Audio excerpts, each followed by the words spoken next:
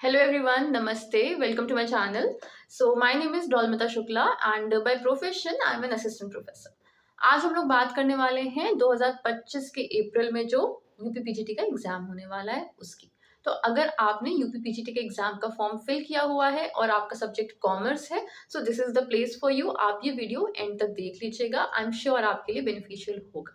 ठीक है, तो देखिए आज हम लोग पूरा डिस्कशन करेंगे कि सिलेबस क्या है, हमें स्टडी मटेरियल कहाँ से लेना है, कैसे पढ़ना है, पीवाईक्यू सॉल्व करने हैं, कैसे पढ़ना है, आपको पूरी स्ट्रैटेजी आई विल टेल। तो आप लोगों को पता होगा ना 2022 में फॉर्म आया था, फाइनली उसकी डेट आ गई है, अब अप्रैल 2025 में एग्जाम होना है।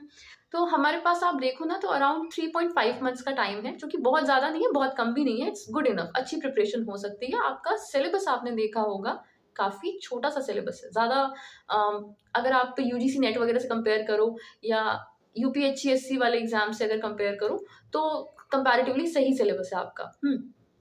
तो अगर मैं सिलेबस की बात करूँ तो अभी सिलेबस पे हम डिटेल डिस्कशन करेंगे कि हमें कैसे पढ़ना है, कहाँ से पढ़ना है। अच्छा, एक और चीज़, आपका सिलेबस ना पूरा हिंदी में दिया हुआ है, तो जो हिंदी के लिए स्टूडेंट्स हैं उनके लिए तो ठीक है। अगर आप इंग्लिश के स्टूडेंट हो, मैंने वो पूरा सिलेबस ना इंग्लिश में कन्वर्ट कर दिया है, तो हम उस पर डिस्कशन करेंगे। और ये वीडियो उनके लिए भी है जो हिंदी मीडियम के लिए हैं, जो इंग्लिश मीडियम के हैं। मैं जो भी लेक्चर्स डालती हूँ ना, ऐसा कोई प्रॉब्लम नहीं होगी आपको, क्योंकि जो हिंदी मीडियम के भी स्टूडेंट्स हैं, ऐसा नहीं है कि आप पार्टनरशिप को साझेदारी ही पढ़ते हो, पार्टनरशिप भी बोलते हो, समझ में आ जाता है। तो मैंने हिंदी में ही पढ़ाया हुआ है, टर्म्स इंग्लिश में यूज़ किए हैं ज़रूर से। तो आपको कोई प्रॉब्लम नहीं होगी, प्लीज़ वीडियो एंड तक देखिएगा। अगर आप चैनल पे नए हैं तो प्लीज़ मेक श्योर कि चैनल को सब्सक्राइब कर लीजिएगा। बहुत मेहनत से वीडियो बनाते हैं तो हेल्प होती है काफ़ी। और अगर आपको वीडियो पसंद आए तो लाइक करेगा, नहीं पसंद आएगा तो बता दीजिएगा, क्या चेंजेस करने हैं वो भी बता सकते हैं। ठीक है, अभी हम लोग बात करने वाले हैं सिलेबस की, तो आइए देख लेते हैं कि हमें सिलेबस में क्या क्या चीज़ें मैंने कवर कर दी हैं, कहाँ कहाँ से आपको पढ़ना है। चलिए उसका डिस्कशन कर लेते हैं। तो यहाँ पे देखिए मैंने सिलेबस निकाला हुआ है, और जैसा कि मैंने बोला था ना, मैंने इसको इंग्लिश में ट्रांसलेट कर दिया क्योंकि सिलेबस आपका पूरा हिंदी में लिखा हुआ था। तो कई बच्चों को ना हिंदी में प्रॉब्लम होती है, हिंदी मीडियम के भी जो स्टूडेंट्स होते हैं ना उनको भी प्रॉब्लम होती है कई बार, क्योंकि बहुत टेक्निकल से टर्म्स दिखने लगते हैं, और टर्म्स हम लोग कई बार इंग्लिश में पढ़ते हैं अगर हमारा मीडिया हिंदी होता है तब भी। खैर, आइए सिलेबस देखते हैं। अच्छा, आपका जो सिलेबस दिया हुआ था ना उसमें ये चारों यूनिट्स एक ही साथ लिखे हुए थे, मैंने इसको बाइफरकेट कर दिया है कि थोड़ी बेटर अंडरस्टैंडिंग हो सके। सबसे पहले हमारे पास है फाइनेंशियल अकाउंट्स, उसके बाद है कॉस्ट अकाउंटिंग, टैक्सेशन और मैनेजमेंट अकाउंटिंग। 3 अकाउंट्स हैं आपके पास, फाइनेंशियल, कॉस्ट और मैनेजमेंट, और एक आपके पास टैक्सेशन है। ये हो गया आपका न्यूमेरिकल वाला पार्ट। इसके बाद है आपके पास बिजनेस ऑर्गेनाइजेशन एंड मैनेजमेंट, जो कि है पूरा पूरा थियोरेटिकल। और लास्ट में है आपका इकोनॉमिक्स एंड स्टैटिस्टिक्स। इकोनॉमिक्स वाला पार्ट ना आपका थियोरेटिकल ही आता है मोस्टली, और स्टैटिस्टिक्स तो जाहिर सी बात है, स्टैटिस्टिक्स में आपका न्यूमेरिकल वाला पार्ट आएगा। अब हम बात करते हैं वन बाय वन कि हमें पढ़ना कहाँ से है, जो कि सबसे मेन क्वेश्चन होता है कैंडिडेट्स का। देखिए, कॉस्ट अकाउंटिंग वाला पूरा पार्ट, टैक्सेशन वाला पूरा पार्ट और मैनेजमेंट अकाउंटिंग का पूरा पार्ट मैं ऑलरेडी कंप्लीट करवा चुकी हूँ। सिर्फ यूपी पीजीटी के ही पॉइंट ऑफ व्यू से मैंने वो लेक्चर्स बनाए हुए हैं, और सारे लेक्चर्स का ना मैंने एक प्लेलिस्ट बना के रखा है, जिसका लिंक मैं इसी वीडियो के डिस्क्रिप्शन बॉक्स में दे दूंगी, तो आप उसको देख लीजिएगा। और बस देख मत लीजिएगा, प्लीज पढ़ना भी स्टार्ट कर दीजिएगा आज से ही। ये नहीं कि अब कल से स्टार्ट करेंगे, आज तो मटेरियल रेडी हो गया है, ये नहीं करना, ये हैबिट होती है बच्चों की करने की, तो don't do that. Cost accounting, taxation, management accounting पूरा पूरा आपका मेरे वीडियोस से कवर हो जाएगा। फाइनेंशियल अकाउंटिंग के वीडियोस अभी रनिंग है, मैं डाल रही हूँ। सबसे पहले इसमें principles of double entry system, final accounts with adjustments, ये दोनों चीजें हम ऑलरेडी कर चुके हैं, मैंने इसके वीडियोस डाल दिए थे। पार्टनरशिप अकाउंट्स, अच्छा पार्टनरशिप की बात होती है ना, तो पार्टनरशिप में सबसे पहले आता है फंडामेंटल्स ऑफ पार्टनरशिप, 12th में हमने पढ़ा हुआ है ये सब। इसके बाद आता है आपका admission of a partner, retirement of a partner, death of a partner, और finally dissolution of a firm. तो मैंने फंडामेंटल्स पूरा डाल दिया है, एडमिशन पूरा डाल दिया है, रिटायरमेंट पूरा डाल दिया है। एक्चुअली ना this is the only part जिसमें आपको थोड़ा ज़्यादा टाइम लगेगा, क्योंकि पार्टनरशिप अपने आप में ही थोड़ा बड़ा पोर्शन होता है। तो ये सब मैंने डाल दिया। डेथ, डिसोल्यूशन आगे आगे मैं अभी वीडियोस उसके डालती रहूंगी, तो उसमें कोई टेंशन नहीं है। ठीक, तो चलो, एक तो आपने वीडियोस यहाँ से देख लिए समझने के लिए। अब कई बार होता है ना कि हमें तब भी चाहिए होता है कि हमें और डिटेल्ड स्टडी करनी है। तो वैसे तो मैं आइडियली बताऊं तो जितने मैंने वीडियोस सिर्फ यूपी पीजीटी के ही पॉइंट से बनाए हैं, क्योंकि तो आपका कवर हो जाना चाहिए। लेकिन स्टिल आई वुड से कि बुक्स हमेशा रेफर करनी चाहिए थोड़ी बहुत, क्योंकि बिना बुक पढ़े एग्जाम एकदम रैंडमली आप नहीं दे सकते हो। और इन सब के लिए ना सबसे बेस्ट है आप कोई भी बुक मत खरीदो। डबल एंट्री सिस्टम और फाइनल अकाउंट्स विद एडजस्टमेंट दोनों ही हमारी क्लास 11th की जो बुक होती थी ना डीके गोयल, उसमें होता था। और partnership, company accounts, issue of shares and debentures, share for future, redemption of debentures, ये सारी चीज़ें हमें मिल जाएंगी क्लास 12th की बुक में। डीके गोयल से अगर आपने पढ़ा हो तो उससे, टीएस ग्रेवाल से पढ़ा हो तो उससे भी मिल जाएगा। तो बस 11th और 12th में आपकी जो बुक रही हो ना, सिर्फ उसको रेफ़र कर लेना डिटेल्ड में। और कॉन्सेप्ट के लिए मैंने सारे वीडियोस डाले हुए हैं, तो आप उससे रेफ़र कर सकते हो। कहीं कोई डाउट होगा तो तुरंत पूछ लेना, I will answer. Cost accounting हमने वैसे सेकेंड ईयर में मोस्टली स्टूडेंट्स के यूनिवर्सिटी जो भी होगी सेकेंड ईयर में रहा होगा आपकी कॉस्ट अकाउंटिंग, तो अगर उसकी बुक रखी हुई है well and good. Otherwise cost accounting में ना जितने मैंने वीडियोस डाले हैं it is much much much more than enough. तो उसमें कुछ भी आप एक्स्ट्रा मत देखो। इनफैक्ट आई वुड सजेस्ट कि बुक रखी है तो भी उसमें एक्स्ट्रा देखने की ज़रूरत नहीं है। जितना मैंने लिखा है उससे ज़्यादा कुछ भी नहीं आएगा एग्जाम में। थर्ड पे आते हैं taxation. Again taxation third year में आपके रहा होगा, या अब सेमेस्टर सिस्टम आ गया है तो कई बार थर्ड सेमेस्टर वगैरह में भी होता है। तो अगर आपकी बुक रखी है अगेन वेल एंड गुड।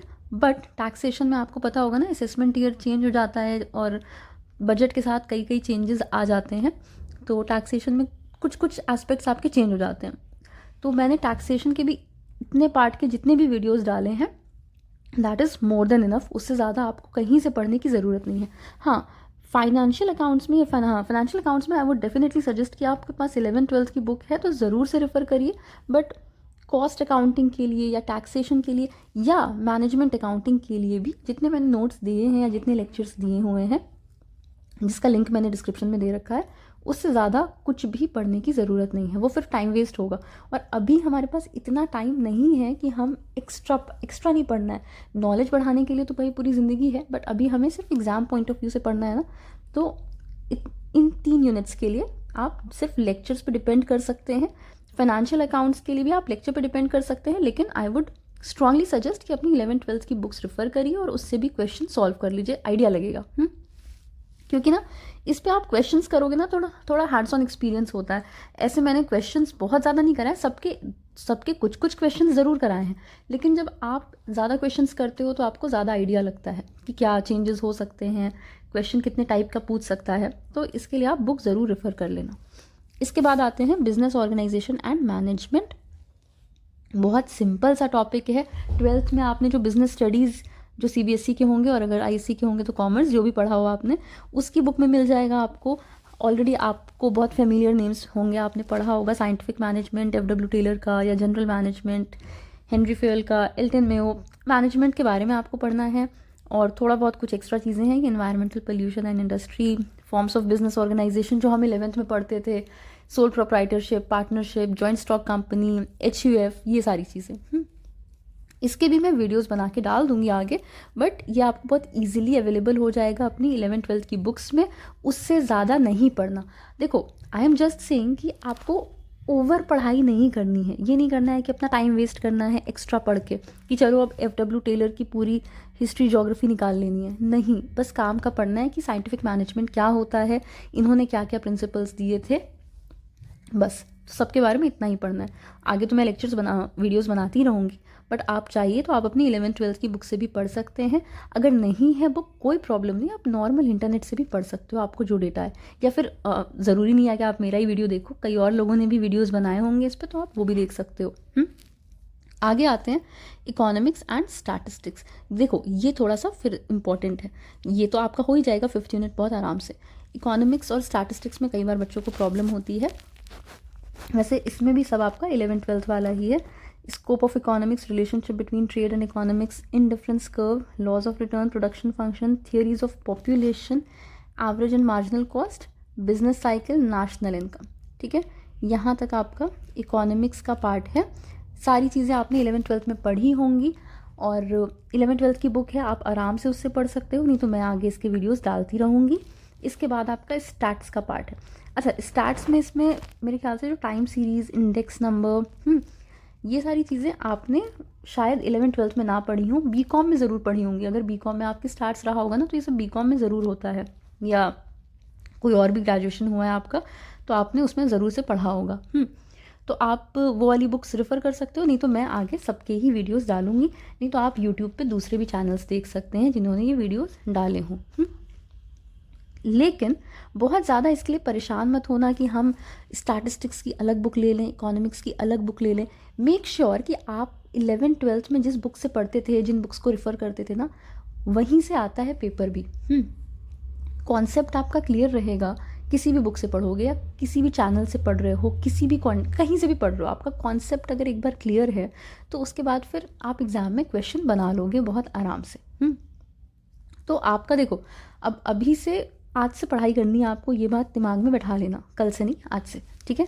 तो अब ज़रा मैं इसको थोड़ा सा क्लीन कर दूँ।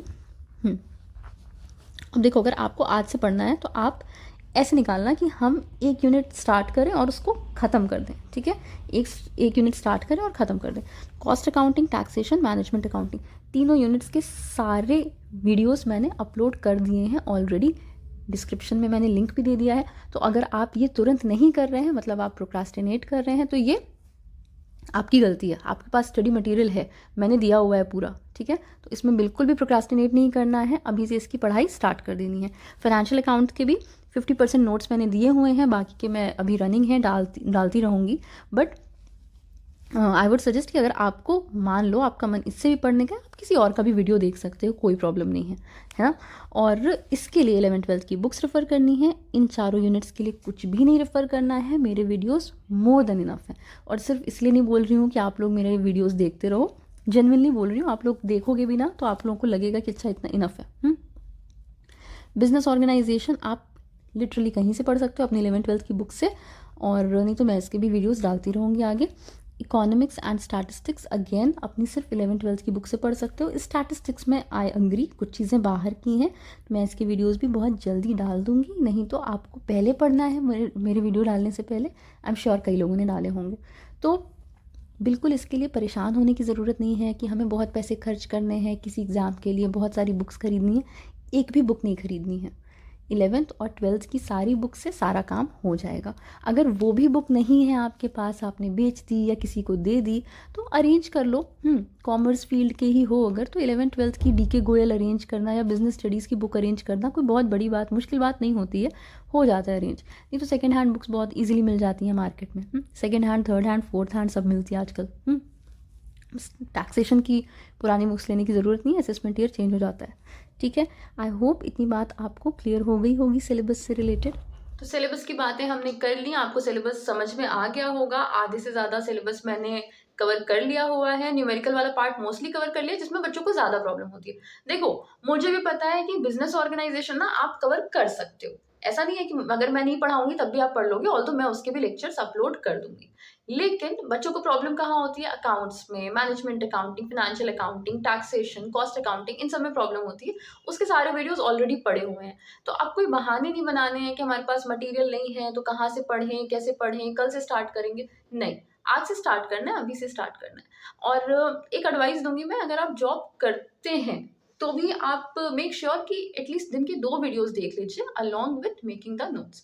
और अगर आप जॉब नहीं करते हैं तो कम से कम आप 5 वीडियोस देखिए अलोंग विथ द नोट्स, ठीक है। अच्छा, जब मैं बोल रही हूँ ना नोट्स लेने हैं, तो नोट्स का क्या मतलब है? ऐसा नहीं है कि मैंने जितना कुछ लिखा हुआ है आपको वो वर्ड बाय वर्ड कॉपी करना है, नॉट एट ऑल। आप देखो ना कि उसमें आपको क्या नहीं आता था। बहुत सारी चीजें होंगी जो मैं पढ़ा रही हूँ आपको पहले से आती हैं। आई एम श्योर आप भी पीजी करके आए हो, आपको बहुत सारी चीजें याद होंगी पहले से, वो लिखने की जरूरत नहीं है।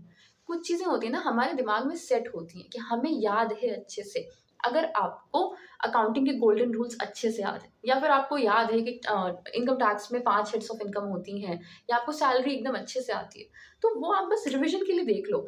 इनफैक्ट ना आप वीडियो इस हिसाब से देखा करो। अगर आपको लग रहा है कि मैं बहुत स्लो चल रही हूँ तो इंटू 2 पे करके देख लो, 1.5x पे देख लो। अगर आपको लग रहा है मैं तेज चल रही हूँ तो स्लो करके देख लो। मैं भी कई बार मैं वीडियोस देखती हूँ तो मैं भी इंटू 2 करके देखती हूँ। मुझे लगता है कि बहुत स्लो हो रहा है, मेरा टाइम वेस्ट हो रहा है, ऐसा लगता है।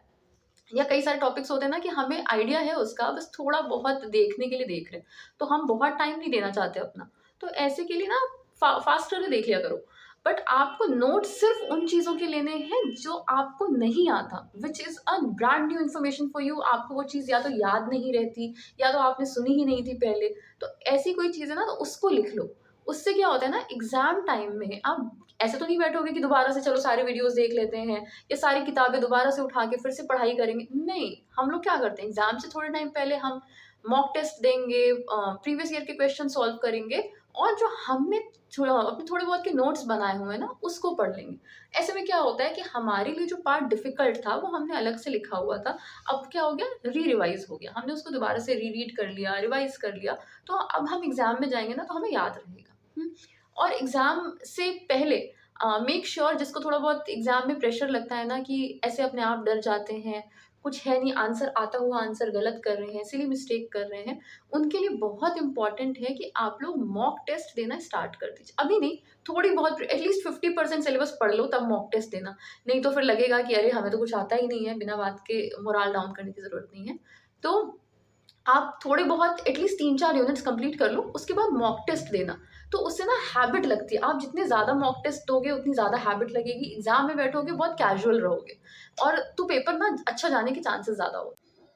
और एक चीज़ और मुझे बोलनी थी ना, अभी तो हम लोग सिलेबस कंप्लीट कर रहे हैं। सिलेबस कंप्लीट होते ही या मिड ऑफ द सिलेबस भी अगर आप लोग बोलोगे, आप लोगों को रिक्वायरमेंट लग रही होगी ना, तो मैं पीवाईक्यूज़ के भी वीडियोज़ डालना स्टार्ट कर दूँगी कि आपको हल्की-हल्की सी हैबिट हो कि एग्ज़ाम में कैसे क्वेश्चन्स आते हैं, और हम सॉल्यूशन के साथ करेंगे उसको, तो आपको उससे भी थोड़ा आइडिया लग सकता है कि अच्छा पेपर कैसे देना है। और अगर आपको पूरे वीडियो में या सिलेबस में कुछ भी डाउट हुआ हो, तो कमेंट करिएगा, आई विल रिप्लाई। और अगर आपको कोई और स्पेसिफिक वीडियो देखना है, या मैंने जो पहले वीडियोज़ डाले हुए हैं, उसमें कोई डाउट हो, आप किसी भी वीडियो पे कमेंट करोगे ना, मैं रिप्लाई कर देती हूँ वैसे सब पे, ठीक है? तो आज के लिए इतना ही, आगे मैं वीडियोज़ लगातार डालती रहूँगी यूपी पीजीटी से related. And all the best to all of you. बहुत अच्छे से प्रिपरेशन करिए, सबका एग्ज़ाम बहुत अच्छा हो, आई होप।